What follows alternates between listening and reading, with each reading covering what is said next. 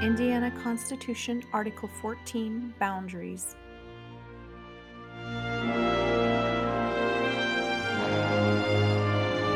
Indiana Constitution, Article 15, Miscellaneous.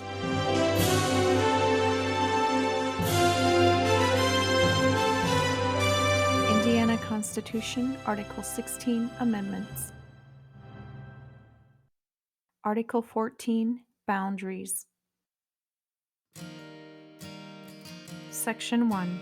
In order that the boundaries of the state may be known and established, it is hereby ordained and declared that the state of Indiana is bounded on the east by the meridian line, which forms the western boundary of the state of Ohio, on the south by the Ohio River, from the mouth of the Great Miami River to the mouth of the Wabash River, on the west by a line drawn along the middle of the Wabash River, from its mouth to a point where a due north line, drawn from the town of Vincennes, would last touch the northwestern shore of said Wabash River, and thence by a due north line until the same shall intersect an east and west line, drawn through a point 10 miles north of the southern extreme of Lake Michigan.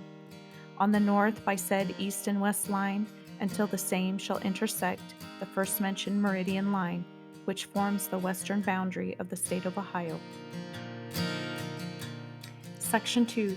The state of Indiana shall possess jurisdiction and sovereignty coextensive with the boundaries declared in the preceding section, and shall have concurrent jurisdiction in civil and criminal cases with the state of Kentucky on the Ohio River and with the state of Illinois on the Wabash River, so far as said rivers form the common boundary between this state and said states respectively. Article 15, Miscellaneous. Section 1. All officers whose appointment is not otherwise provided for in this Constitution shall be chosen in such manner as now is or hereafter may be prescribed by law. Section 2. When the duration of any office is not provided for by this Constitution, it may be declared by law, and if not so declared, such office shall be held during the pleasure of the authority making the appointment. But the General Assembly shall not create any office, the tenure of which shall be longer than 4 years. Section 3. Whenever it is provided in this Constitution, or in any law which may be hereafter passed, that any officer, other than a member of the General Assembly, shall hold his office for any given term, the same shall be construed to mean that such officer shall hold his office for such term and until his successor shall have been elected and qualified. Section 4. Every person elected or appointed to any office under this Constitution shall, before entering on the duties thereof, take an oath or affirmation to support the Constitution of this state and of the United States, and also an oath of office. Section 5.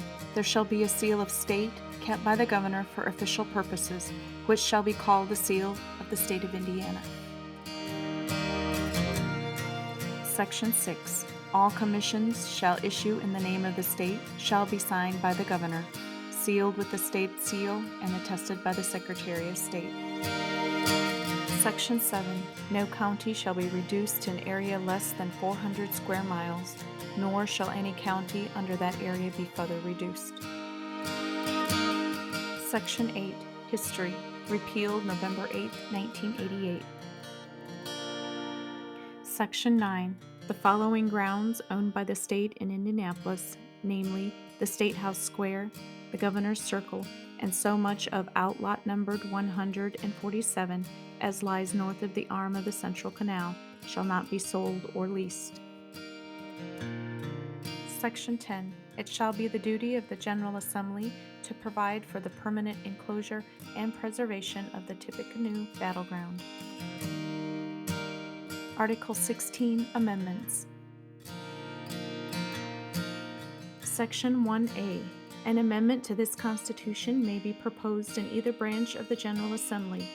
If the amendment is agreed to by a majority of the members elected to each of the two houses, the proposed amendment shall, with the yeas and nays thereon, be entered on their journals and referred to the General Assembly to be chosen at the next general election. Section 1B. If in the General Assembly so next chosen, The proposed amendment is agreed to by a majority of all the members elected to each house. Then the General Assembly shall submit the amendment to the electors of the state at the next general election. Section 1C. If a majority of the electors voting on the amendment ratify the amendment becomes a part of this Constitution. Section 2. If 2 or more amendments shall be submitted at the same time, they shall be submitted in such manner that the electors shall vote for or against each of such amendments separately. Schedule.